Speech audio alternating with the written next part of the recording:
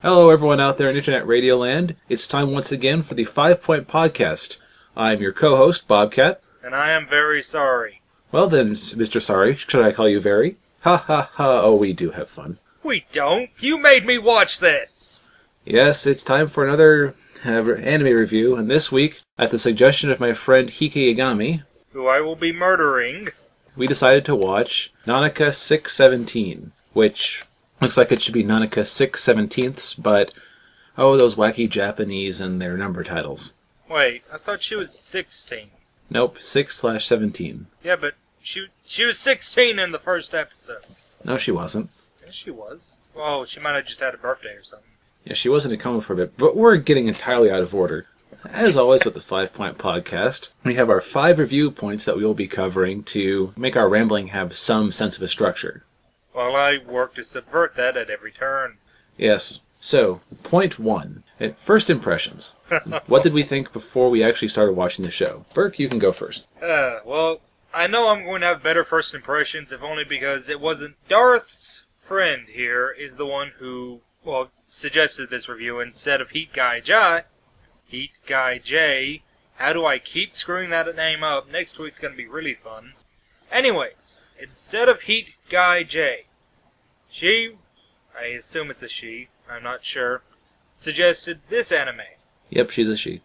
And I kind of know Darth Bobcat's friends. I know that they're not likely to suggest something horrifically terrible on purpose. Right, they're good like that. Then I read the episode summary. And apparently I missed the fact that it's supposed to be starring a girl. And I thought it was the adventures of a 16-year-old guy who hits his head and becomes mentally disabled to the point where he thinks he is a 6-year-old guy. And just, I did not expect anything good from this. I expected the worst kind of awfuls. See, I was kind of similar in that my first impression was not well informed. She gave me the link to watch it on YouTube, and it's actually one of the few anime you can watch on YouTube that's a legit link on YouTube from the actual people who own the license. So we actually have a better source to watch it at. Yes, we'll cover that later. And I just jumped into the first episode after looking at some of the pictures and very briefly glancing at the series description. So I thought it was about a magical girl who was a 6-year-old who turned into an adult to fight evil. This is partially because, by some coincidence, most of the shows Hike Yagami winds up watching or recommending to me are magical girl in some variety. You notice how we had entirely different reasons to think that this was going to be terrible. Actually, I thought it would, just the premise I thought sounded terrible, but I figured that if Hika liked it, it had something to it. She's never recommended anything to me where I just said, who would like this? So that was our first impression. We were wary. We weren't sure what we were getting into. Now it's time for point 2. Point 2 is, of course, the story. Poor Burke.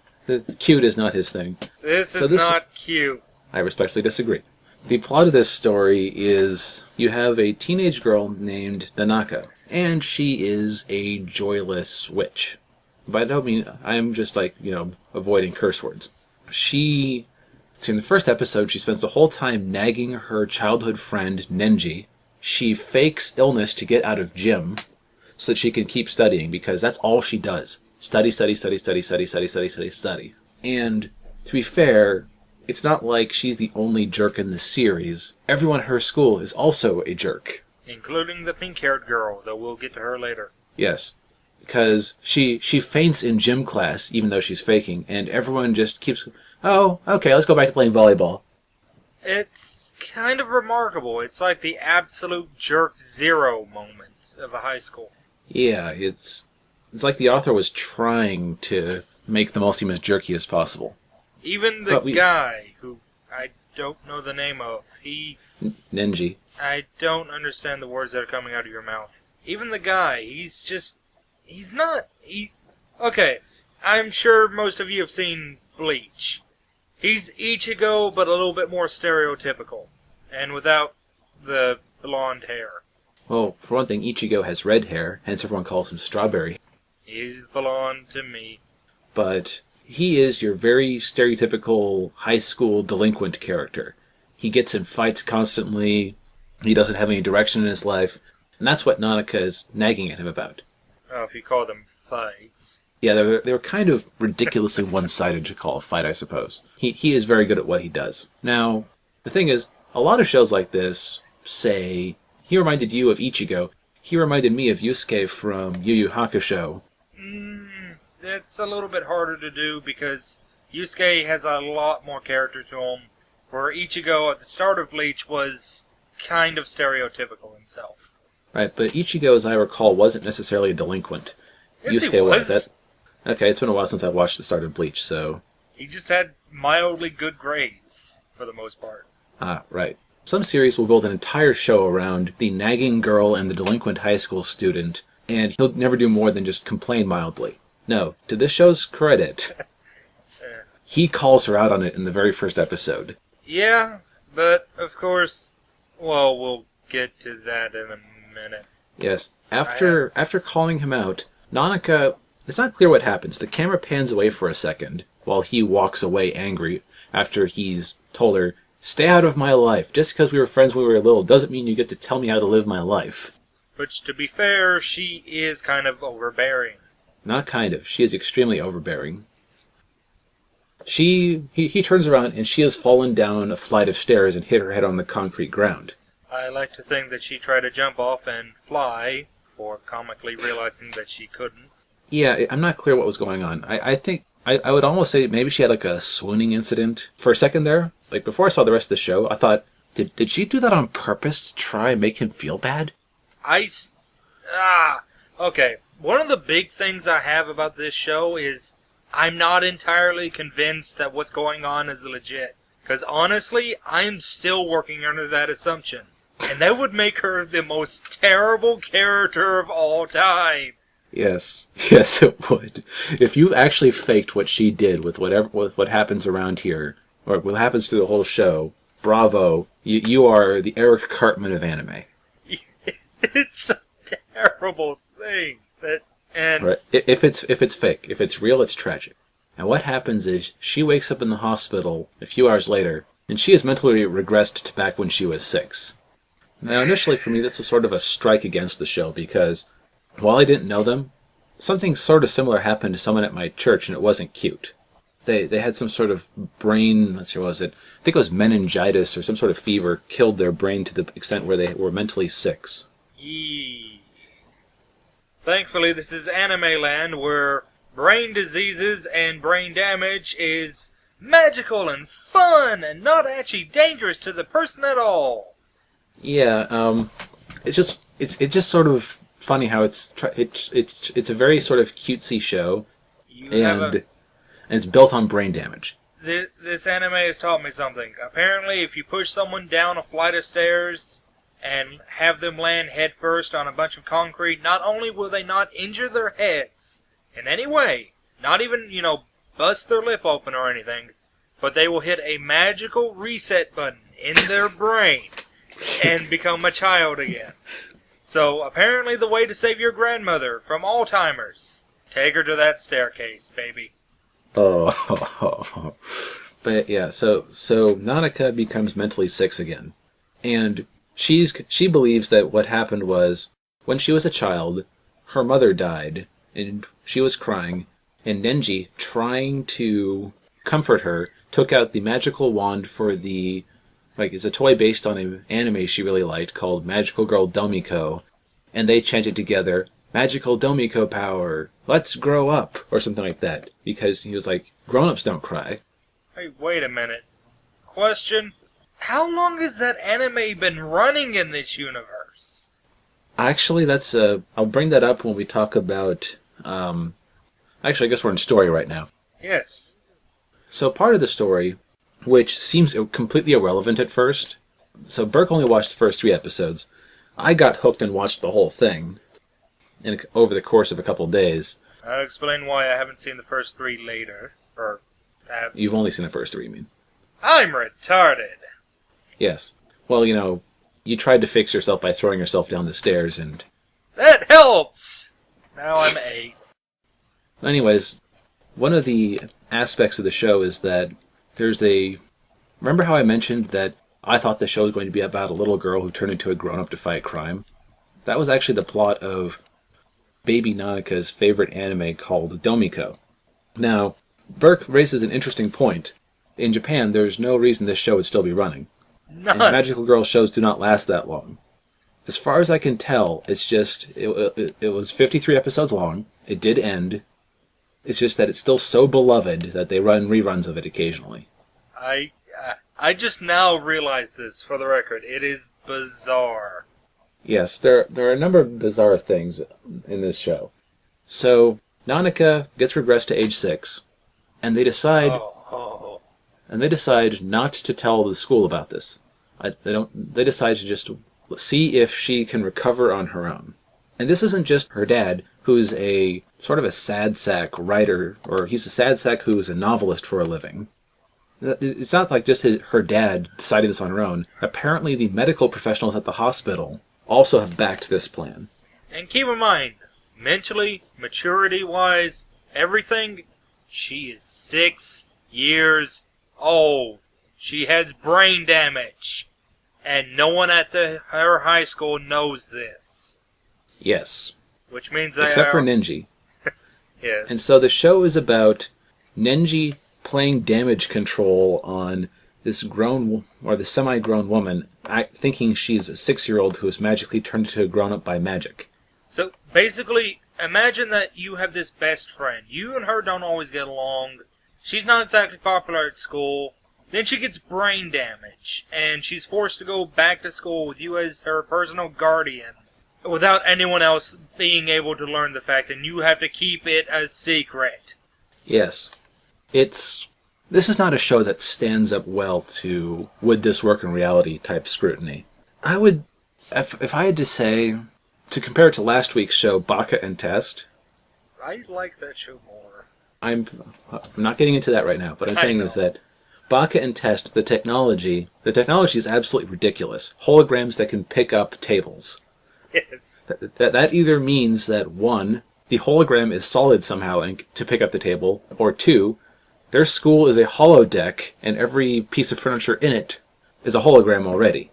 Well, if we're working with holodeck level technology, then then the hologram would obviously be able to pick up a real world object. Going by Star Trek rule. I guess you're right. Never mind. It's still a ridiculous level of technology. It is. The actual situation of Bobcat and Test, if you allow that one thing, it's still kind of ridiculous, but you can sort of see it happening maybe at a crazy private school. Yeah. Well, even then, it falls under the fact that it's more entertaining than not, and it doesn't try to be the real world. This as Bobcat even mentioned, he knows someone who had something similar happen to them. And in the real world, it's, oh dear God. Yeah, so the show has that working against it from the start. It is trying to be cutesy, but it is built on brain damage. So I think we've talked about, so that's as much of a story as we'll get into. So I've seen the whole show, Burke's only seen the first 3 episodes. Our summary so far is what you would have gotten from the first 3 episodes. Basically, yeah, the only other things are character related, and we'll cover those. Right now, in fact, third point, characters. Burke, you have some strong feelings about Nanaka.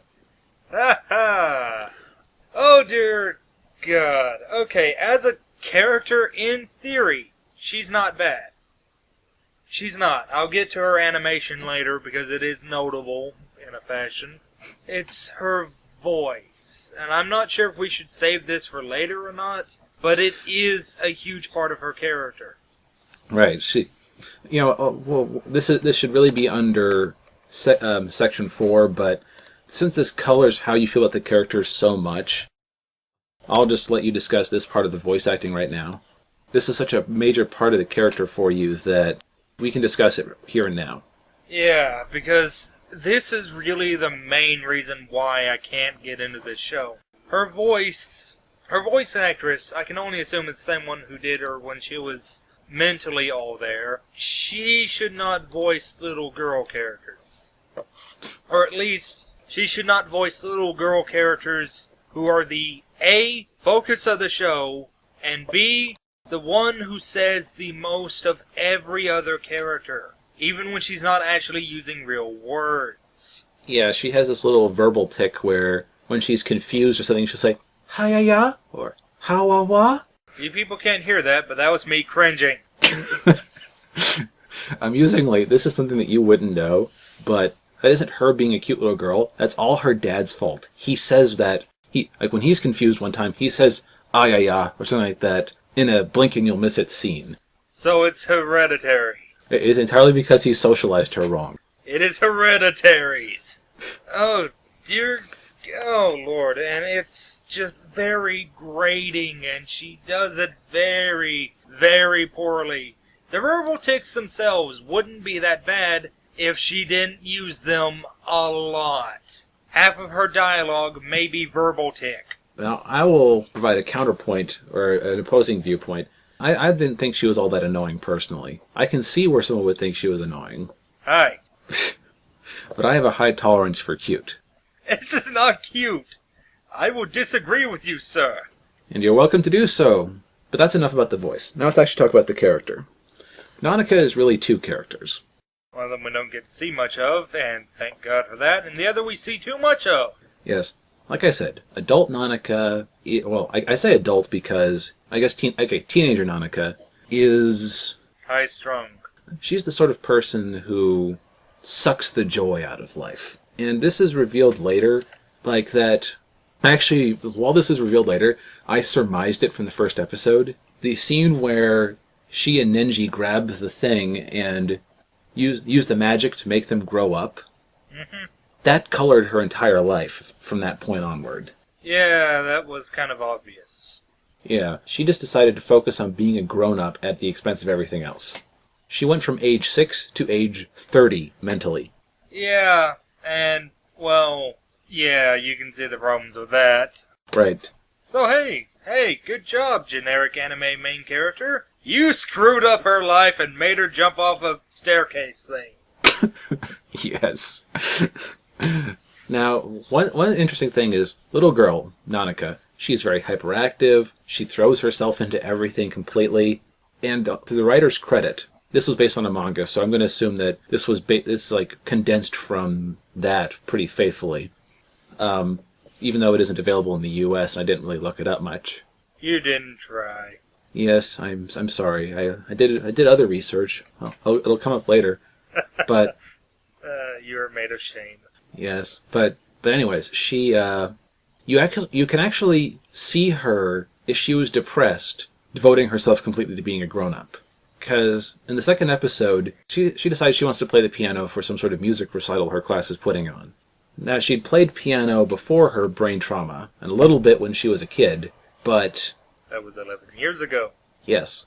Her piano playing ability was completely wiped out along with her education. And she wanted so badly to play the piano well and not let anyone down that she practiced until her fingers bled. Now, I didn't even know that was possible. It is. Only if you have an irresponsible teacher, though.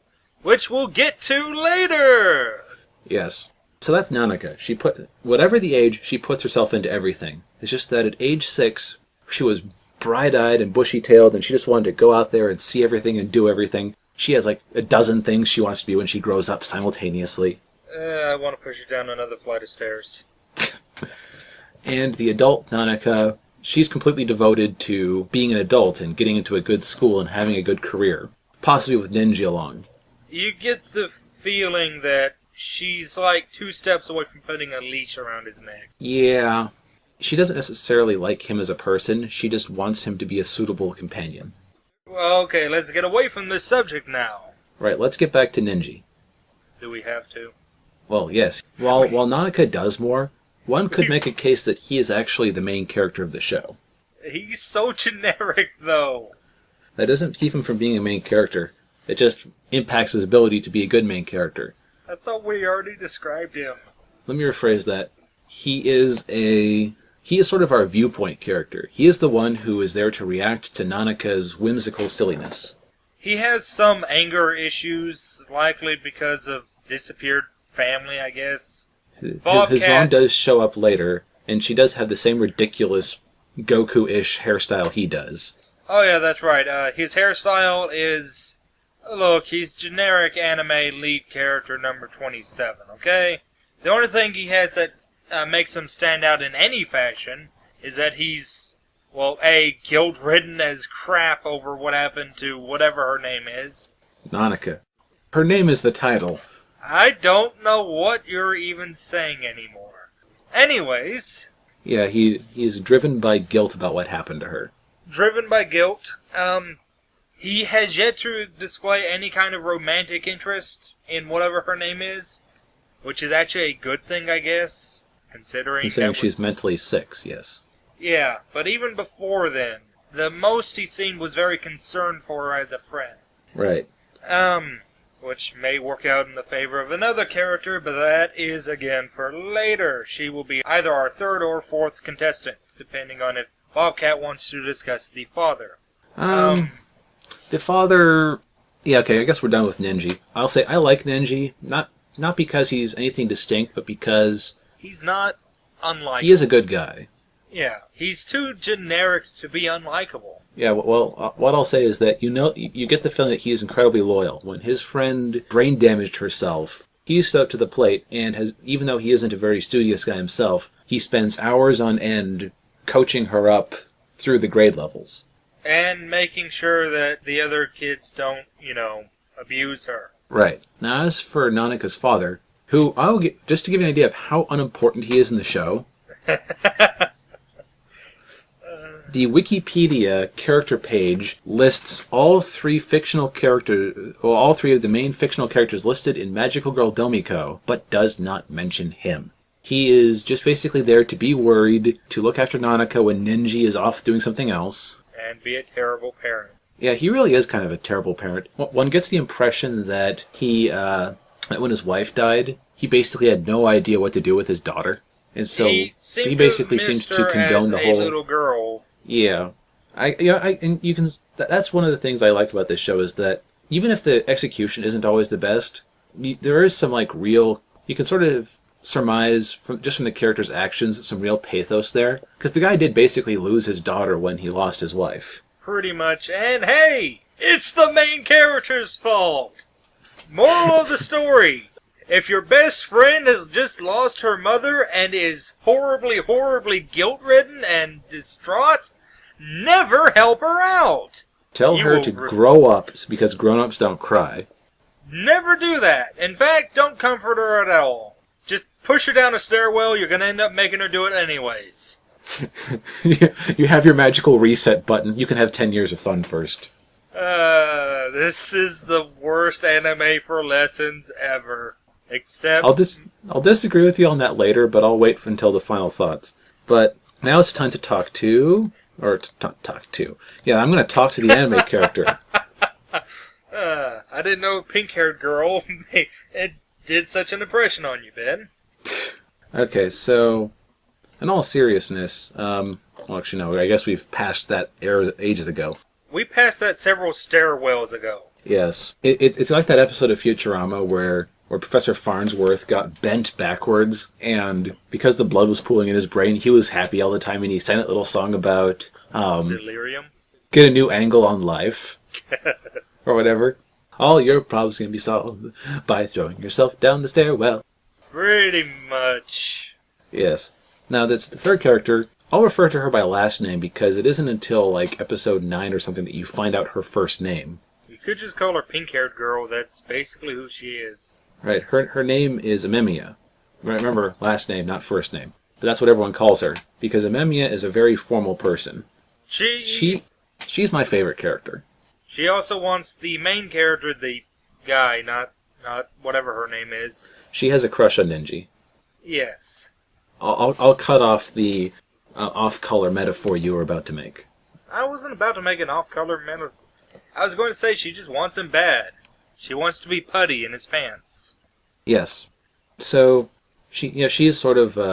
I wonder how common people like her are in Japan, in the sense... Not in the sense of pink hair. I mean, that's reasonably common thanks to hair dye. No, I'm not sure if it's actually common. But...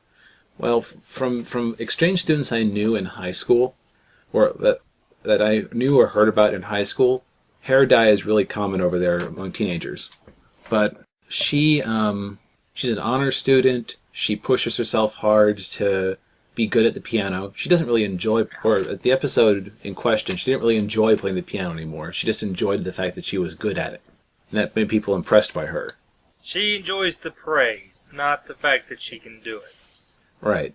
And episode, like I said, she first appears at the end of episode 1 in a very episode 1 is very disjointed and weird. There's a lot of scenes that are added just for no apparent reason. Yeah. Then there's the out-of-place opening. We'll talk about the opening in a bit. Now, actually, I will say this, though, about the first episode. After the first episode, double-check to make sure that the show wasn't based on a daily comic strip. Because I was getting such an Azumanga Daioh. We're sorry that we don't really have a plot. We're just stringing together 4-panel comic strips. And we're trying to make it 20 minutes. Please don't judge us. Yes. But no, it is in fact based on a manga. But Pink-Haired Girl is one of my favorites because... Oh no, she is my absolute favorite. She's not generic. That goes in her favor. Right. It's kind of fun to watch her warm up as she gets exposed to Nanaka. She's a very tough character. This won't mean anything to Burke, but the character she's most like in Azumanga Daioh is Sakaki, the one who everyone admires and looks up to and thinks she's cool. I have no idea where this is going. But deep down, she kind of just wants people to get beyond that. She just wants friends, but she doesn't really have them because she's kind of assumed a sort of natural leadership position at the school, and when you're the leader of a group of jerks, it's not going to have a good impact on your personality. Tends not to. Yeah, she's kind of hard to describe, actually, because... Which one? Pink-Haired Girl. Because she's the most well-realized of the characters. You root for her to get with Nenji, even though the various versions of Nanaka seem to have marked their territory, either intentionally or unintentionally. Hopefully the latter, except for the... Well, hopefully for him the latter in all regards, but hopefully not for her in one regard. Well, the 6-year-old just monopolizes his attention because she is brain damaged and needs constant attention. Yeah, we'll talk... We should have mentioned the third episode involves the local bully taking her around town because her glasses were broken and she thought it was him. Yeah, we should take a step back. So that's Amamiya. She's the best character. She gets the most development. She's actually 3D. Yes. She has layers. Nanaka is too, but you wouldn't get that from the first 3 episodes. No, I didn't. You were Right. coloring your own opinions. So next character is Jinpachi. Now, if Nenji vaguely resembles Yusuke from Yu Yu Hakusho, Jinpachi is exactly like Kuwabara, except he doesn't have the depth. And Kuwabara has an odd amount of depth. This character, no, he's what Kuwabara shaves off whenever he starts to grow a beard. Yeah, he's obsessed with beating Nenji, and then one day, and the start of the episode, like Jinpachi shows up throughout the series, but he really gets one episode where he's truly significant. He gets a second episode where he gets to do more than the one stupid joke that he and his sister do the whole time, but I'll get to that in a minute. So, Jinpachi loses a fight with Nenji, where the challenge had been loser has to take on the other's hairstyle. For Nenji, that would have meant shaving off his ridiculous Goku hair. For Jinpachi, it means he had to buy a 3-month supply worth of hair gel. Pretty much. To make that happen. For the record, he normally has a mullet, so it's not exactly like he's trading anything. Yes, now instead of his party being in the back and his business being up in the front, his party and his business are all swirled together. Spite is the term, much like the punch. So, Jinpachi is wandering around one day being angry about having his hairstyle changed when he comes across Nanaka. Nanaka had just dropped her glasses and a truck had run them over. And because he had the right hairstyle and because she was, she's mentally 6 and... blind. 6-year-olds aren't the most clever people in the world. Like I said, she's brain damaged. She's legitimately brain damaged. Why she was out wandering on her own, I don't know. Anyways... So, I don't even remember what reason he had to do this. He just decided to mess with her because she was Nenji's woman. Yeah, and then he develops a huge crush on her. It's...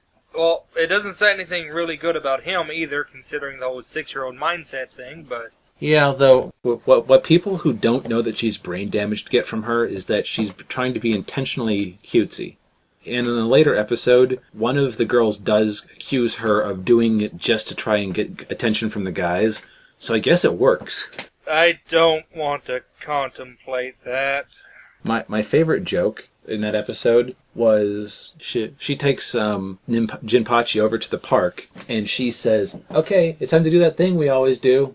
And she closes her eyes and seems to pucker her lips. He's like, "Nenji, what kind of wonderful, repugnant things have you been doing in the park?" So he leans in for the kiss, and then she stops counting in her head. 10, hi, ready or not, here I come.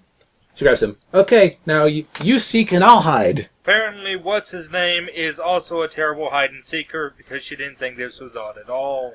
Yeah, although, I guess if I was playing hide-and-seek with a brain-damaged person, I wouldn't play to win either. That does seem kind of a jerk move, but then again, most of this world is made of jerks, so... Okay, so the other character who was introduced in this episode is my least favorite in the show. Burke wouldn't necessarily get why she's my least favorite character, because in her first appearance, she actually has a shot at looking interesting. If you look at some of the DVD box art, she's featured on the cover. She looks like she should be important. She has a good character design. She's a short samurai girl. As good of a character design as anyone has in this show. Right, it's all kind of generic in that way, but... We'll get to that. We'll get to that. But she looks like she should be interesting. I mean, she's a little girl who seems to be living by Bushido. That's interesting. Not so little. She looks like she's 14 or something. Yeah, 8th grade, but she looks she's way tinier than the rest of the cast. She appears in the theme song, and at first I thought she was like 8. And she gets a backstory. She would always try to defend her brother against Nenji when he would beat her up, and he just thought she was playing samurai because her attacks were so ineffectual. Yeah. And Nanaka saves her life unintentionally when she attacks Nanaka for seducing her brother or something. She doesn't think that Nanaka is worthy of him, or of her family. Which raises some unwanted questions. Yes, I'm just going to assume it's a cultural thing. Like, she's very conservative, so you can, given traditional Japanese culture, you can sort of see people caring deeply who their siblings get involved with. But it's sort of... You're having to make excuses at that point for the flimsiness of this particular plot. I'm going to actually interrupt right quick so that I can get my thoughts out of the way, because I have had far less exposure to the character. She is a kind of plot device that jumps out of nowhere and hits the bully upside the head with a stick. Yes, you beat me to the punch. That's why I hate the character. That was her entire character in episode 3. That's all she did. Yes, but in episode 3... there was a narrative to it. It wasn't necessarily the greatest narrative. If I had only watched the first 3 episodes, I would have said I would have recommended people watch it only if they liked episode 2, because that was the best of the 3.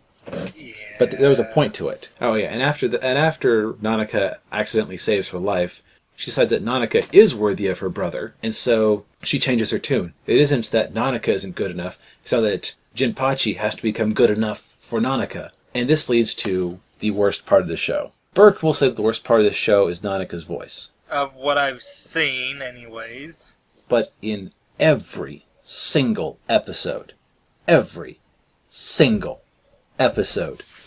have the exact same joke. Jinpachi will be wandering around, and he'll see Nanaka and Nenji doing whatever they're doing that episode. Hopefully all of it legal. Yes, all of it legal. Like, you'll just see them walking around. He'll say something about having a crush on Nanaka. Then his sister will jump out of nowhere, bash him on the head with her wooden sword, and say, "You were wide open!" And then drag him off for more manliness training or whatever. More combat training, I suppose. So, in effect, exactly what she did in episode 3. Yes. They did exactly one funny variation on it, and I will spoil that right now. So they did 4 episodes of this, or 4 or 5 episodes of this in a row. Exactly the same joke every time. Then one time, he's out driving his motorcycle. So of course he has his helmet on. He spots them and sits on his still revved motorcycle. She jumps out of nowhere. "You're wide open!" Bangs him with the wooden sword, and he does not notice. Big brother, your training is finally carried off. I must redouble my own efforts. And she runs off. I hope she comes back later with an actual katana. No.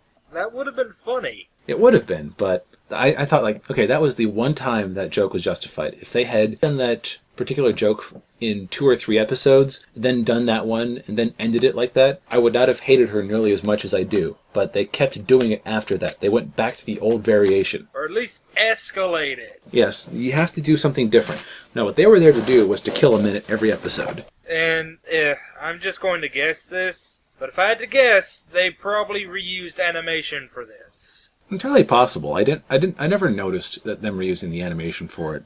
Which I guess brings us to point number 4. Would you agree? Yeah, there are a couple of other characters, but actually I'll just give a very brief summary. Another one there was, because they didn't appear in the first 3 episodes, there's Yoshida. They don't matter.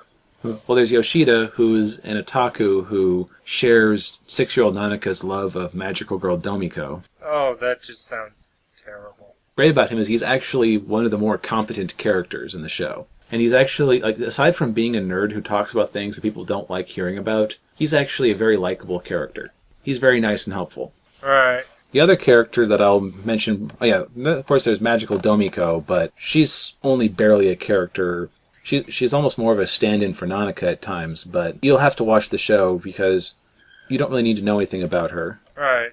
And then there's Satsuki, or not Satsuki, there's Kuriko, she's a 5-year-old who is jealous of, or who gets a crush on Nenji. He does not seem to realize this. He's just a nice guy. So, oh Lord, it's probably done better than what I'm thinking. It's just, I haven't seen it! Because I just watched the first 3. Right. So that's all the characters. So now we move on to this point 4, presentation. So Burke, what would you say about the animation? Okay, first thing to know, this anime, and we really should have mentioned this at the start, was made in 2002. So it's already going to be of slightly lower quality than an anime made, recently. Dear God, 2002 is getting to be 10 years ago. What the crap. Anyways, 2002 anime. So this is kind of average, but almost terrible at times.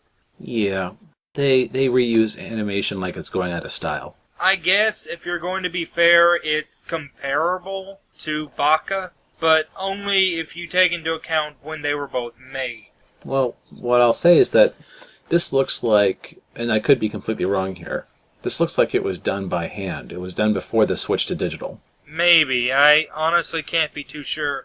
I do know that Baka has, especially that one thing that ate the budget, a lot better animation, but the main thing that comes off is, we talked about Baka's art style before. This one is a lot more generic, I think.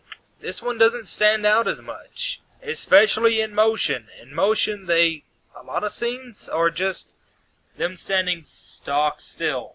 No motion, nothing. The only thing that might be moving is their mouth, and if it's a far away shot, which we get a lot of the Doctor in the first episode, you don't even see the mouth moving. You just hear his voice. Yeah, the animation is... I would not call it terrible because the characters don't go off model. Yeah. It's not terrible, it's just very bland and very, very average at best. I would say that it's good but lazy. Like when they bothered to animate it, there's not a lot. I didn't notice any errors or hiccups. But at the same time, they had, like in the first episode, they had Nenji and Jinpachi fight, and they reused the exact same animation for the 2 fights.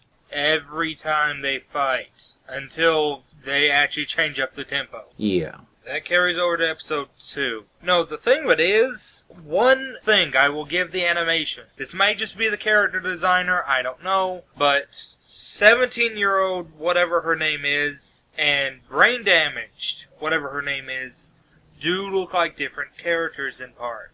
She does look younger. Right, this is mostly done by the eyes and face. Yeah. Her face gets rounder, her eyes get less defined, and her hair is done up in a little girly way that I've noticed is popular. Yep. It's a side ponytail thing. Right, the sort of the Misty hairstyle. Yeah, actually. Also, she tends to wear shapeless clothing, like heavy sweaters and the like. Right. So that's one thing in the show's favor. They did not play up the fan service angle. Okay, they might have done it a little bit in one episode, but Not in the 3 I've seen, so I'm just going to ignore any possibility of that. yes, it is overall a very innocent show. Which I thank it for greatly, considering the subject matter. Yes, I have seen shows where they took this sort of age-changing thing and made it all gross. I think we'll be reviewing those later. Very possibly. Now, okay, so that's the animation. Character designs are kind of generic. It's competent, but lazy. They work. Yeah.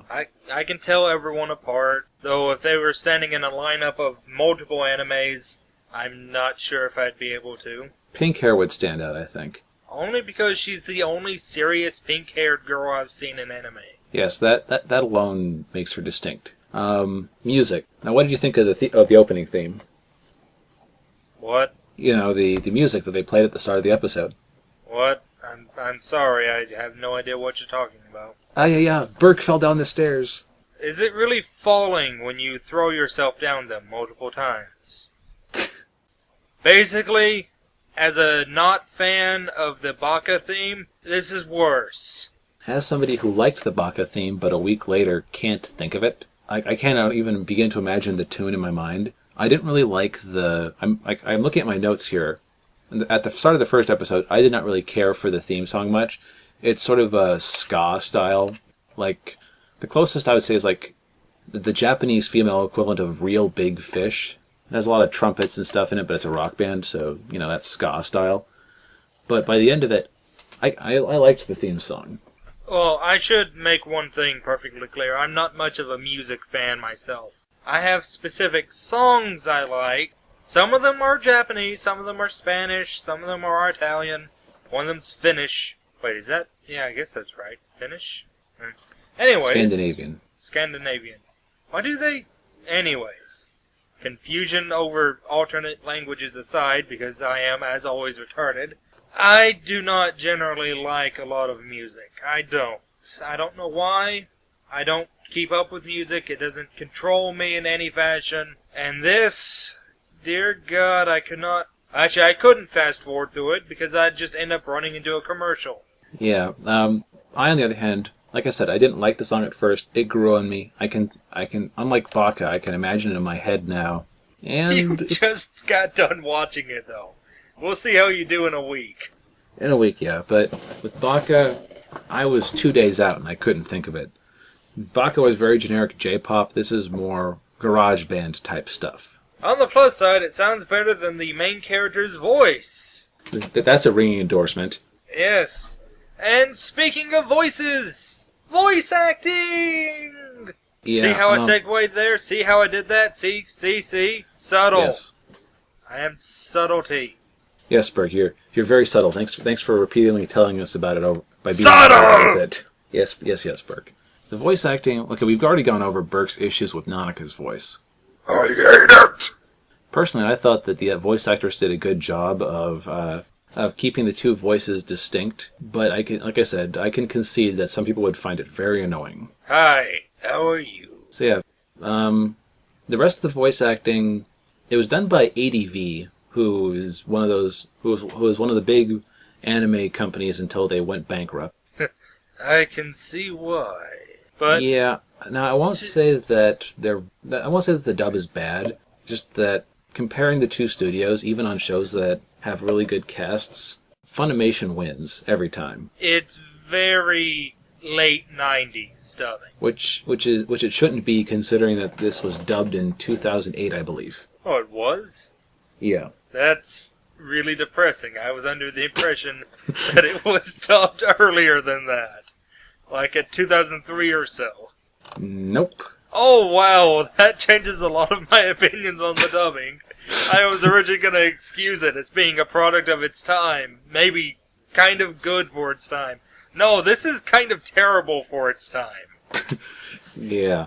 Well, one thing I noticed is that if you listen carefully, and I noticed this sometimes on shows like The Simpsons when they were made in the 90s, but not so much anymore, sometimes you can hear the voice echoing out through the voice acting booth. Huh. when characters are not standing in any sort of enclosed space. Yes. Like if they're yelling or something. You have to kind of be carefully listening for it, but it's there. I'm not terribly surprised. But the thing of it is, like, not all of them have terrible voices. The main characters are all competently voiced. 17-year-old main character has a good voice until she gets brain damaged, which might be the point, I'm not sure. I think they just thought it was cuter than you think it is. No. Puppies are cute. That is not a puppy. The generic male lead has a pretty solid voice. All things considered, it's generic as he is, so, it fits him. Yeah. The father has an okay voice. I can't really critique it. It's not out of place. And pink-haired girl has a very good voice for her character. Not what I was expecting from her hair. No, she sounds like an adult. Wow, this is gonna... In fact, she sounds more like an adult than adult Nanaka. Yeah. The rest of the characters, though, including the bully, are either stereotypical or, well, terrible. Okay? Yeah. So yeah, main characters got all the voice acting love. Definitely. And none of them are free from the issues of recording in, I guess, someone's coat closet. Mind, I can't really say much myself. I'm recording in a shed. So sub versus dub. I couldn't find the sub anywhere aside from legal downloads. He wouldn't let me illegally download it. I never said you couldn't. I just said I wasn't going to. But I would say is that there is a good chance that the sub is better than the dub. I would say if you have it on DVD or something, try both. See which one you like better. Yes, it's uncharted territory for us, though I guess this brings us to our final part. Wait a second, let's see here. So we've covered music, animation. Yeah, nothing else really stood out to me in this one as far as how it was put together. There were some writing issues, but we already covered them under story. Like some of the early episodes feel really disjointed and cut together badly. Yes, they do. It gets better later on. Like it gets better in episode 2 compared to episode 1. Oh yeah, I can agree to that. So yes, final thoughts. Burke, would you recommend this to anyone? If they're watching it where we watched it, either YouTube or this other anime place, which I'm sure Darth Bobcat is going to link, most likely on the blog. If you have time, it might appeal to you. It's not bad, really. It's just got a whole lot of flaws to it. And I will definitely acknowledge all of those flaws. Yeah. Just that for me personally, I started watching it on... I think I watched episode 1 on Monday, wasn't very impressed. Watched episodes 2 and 3, and just wanted to keep going. I did not have that at all. I watched them all fairly recently, but that's largely because I've been doing things this week that need not be gotten into. Anyways. Now I personally would... Let's see here. I would recommend this... What's interesting about this show is that, except with a couple of minor exceptions, it's the only anime out there, or the only anime I've seen in recent years, where I would say, you can watch this with your 10-year-old. No, I can't say that. Not for the reason you may think, but because I am dead certain that there are other anime you can watch with your 10-year-old. Okay, but just by what I've been exposed to, everything else I would want certain scenes cut out. Bobcat, you and I both know most of what you've been subjected to is not the norm. Yeah, it's true, but I mean, just watching reviews like reviews. Well, I mean, okay, look, just this is more innocent than most anime. Well, in content, maybe. Idea behind it, No, that it's very strange to build a cutesy series around this type of thing. Yeah. I give them props for creativity on that. No. Fine. I'm grumpy. I noticed, but I would say, let's see, I guess the show closest to the feel of it I've seen recently would probably be Tokyo Mew Mew or some other sorts of magical girl shows like that. It's like it's meant for little kids. There is actually some stuff in here for grown-ups watching with little kids because the character interaction is interesting. What I'll say is that last week I would say that Baka and Test is probably better as far as a comedy goes. as far as the animation goes, the voice acting, but it wasn't really about anything. Yeah, this is... Baka and Test had a story that was driving it, sort of. It had strong, dynamic characters that were pushing things forward. This one, by its nature, doesn't really have that. And on that basis, it's not all that bad. I can't recommend it. At least, I can't recommend you buy it. But watching it on Hulu, where it is available, or on the other website, which Bobcat will link to... I believe it's Anime Network. Just give them the link. I will. Still, my final thoughts on the whole mess. I can enjoy a cutesy anime, but this just pushed a lot of bad buttons, especially the main character's voice. And the fact that she... Oh lord, she talks a lot. She gets more dialogue than any other character, and she never changes her voice. Right. Now, what I would say is, what I was saying a minute ago, you were right. Baka and Test is a much more dynamic show with better voice acting. What I would say is that this is a show that is actually about something. It's asking, or it's exploring things. How well it's exploring things is up to you, but it's asking questions like, what do we lose as we grow up? What does it mean to grow up? I mean, Nanaka at the start of it has a very distinct answer of what that is, to be a humorless harpy. I can't agree with that, because this is the show that taught us the lesson that if your best friend as a child loses her mother and is emotionally distraught, that you convince her to grow up, stop being a child, become unhappy, unpopular, and a horrible human being, and then throw herself off a staircase to hit a magical reset button. Okay, but that's just sort of like it's just sort of the suspension of disbelief. It's what lets the series happen. It's like complaining about hyperdrive. They tore that out of my eardrums. Okay, fair enough.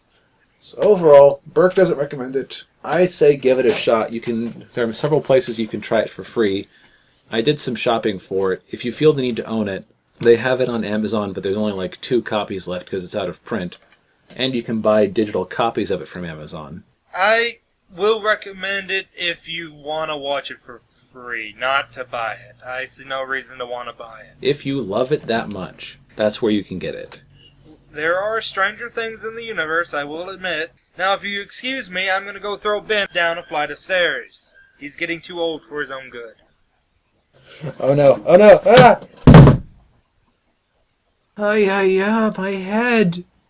Ah, what have I done? Da da da da da da, bum. I hate you.